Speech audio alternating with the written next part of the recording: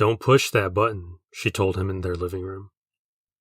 This was the 5th gunmetal gray box they had gotten in the mail. They didn't sign up for one. He held the box in his right palm and rested his left thumb on the blue button.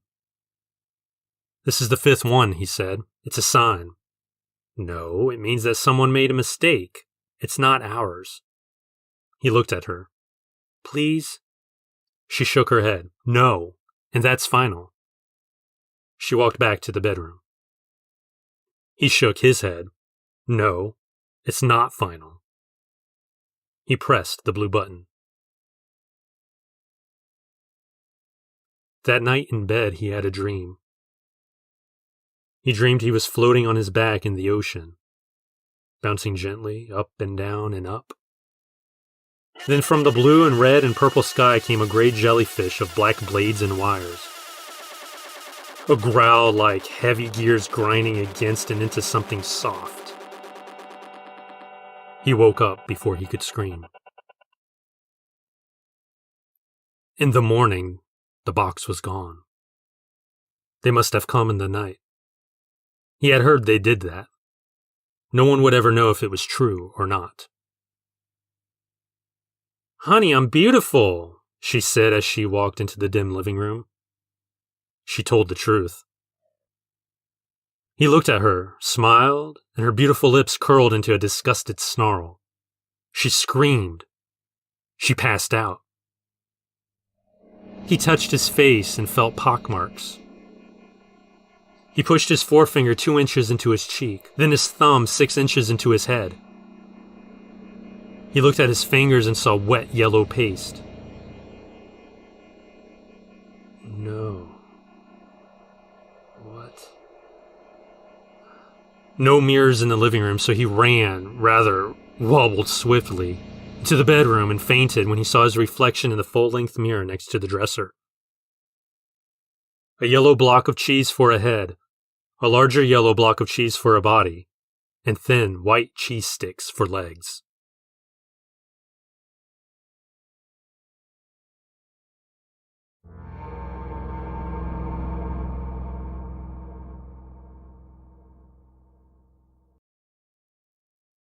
He had already killed one that day. There would be more. The ants kept coming. He and his girlfriend had sprayed and laid traps. For a few days, there were no signs of the tiny pests, alive or dead. But then his girlfriend noticed a few by the bedroom window. Then he noticed one crawling on the living room windowsill.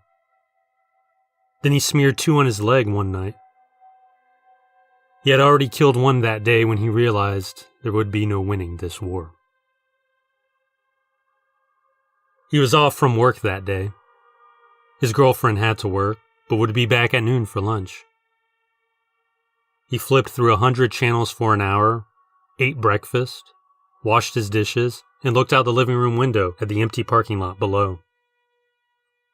He saw no movement from outside the neighboring buildings. However, a quiver of movement caught his attention. The windowsill.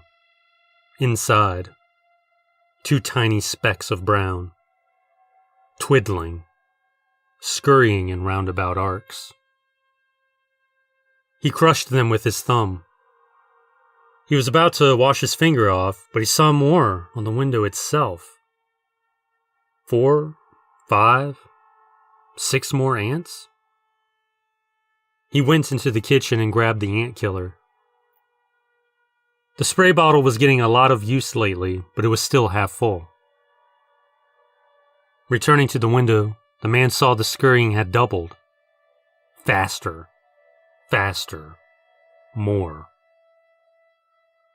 He squeezed the trigger and soaked the ants. They continued to move about for a few seconds until they finally slowed down.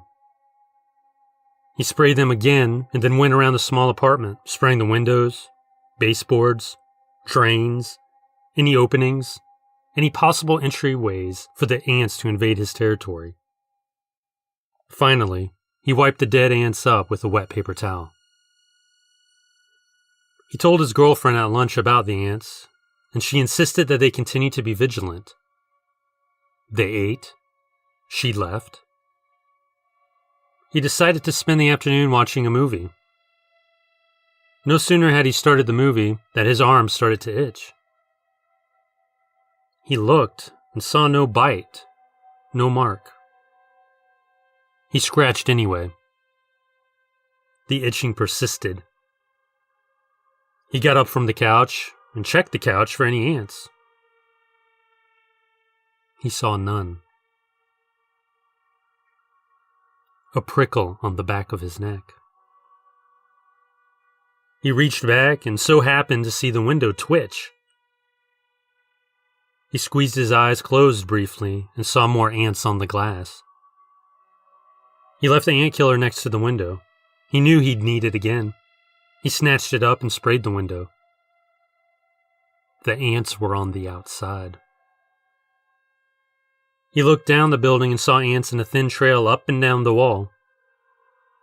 He wondered if his downstairs neighbors were having the same problems. He set the bottle down and went back to the couch.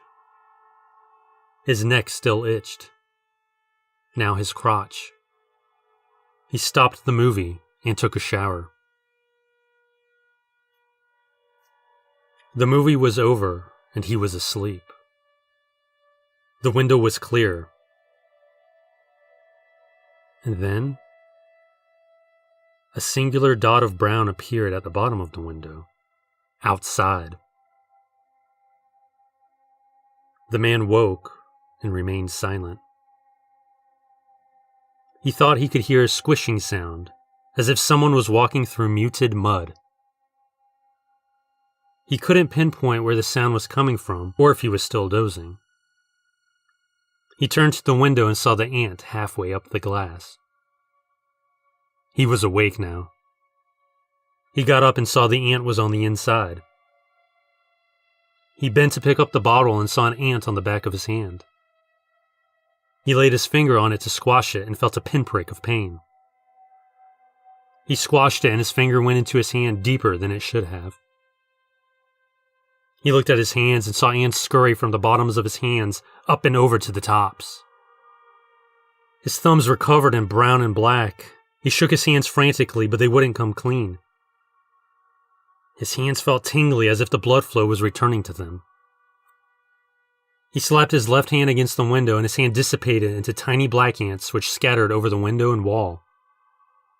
His mind shut down then, only to open slightly to allow for one last thought. One last action. He grabbed the ant killer with his dark static hands and managed to twist open the bottle. His entire body tingled now. He raised the bottle to his lips and tipped its clear contents into his mouth and then onto his face.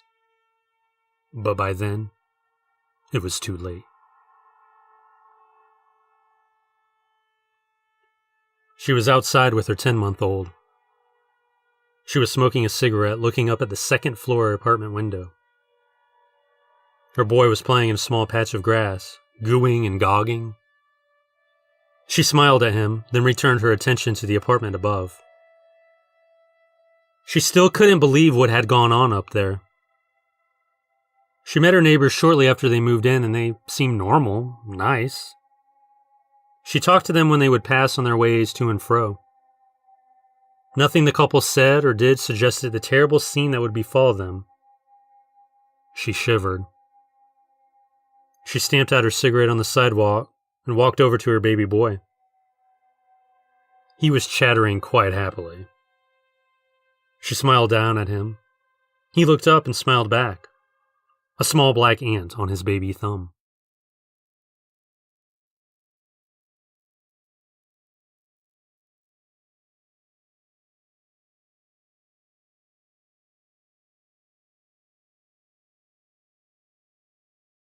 My name is Timothy, and I'm going to make some art.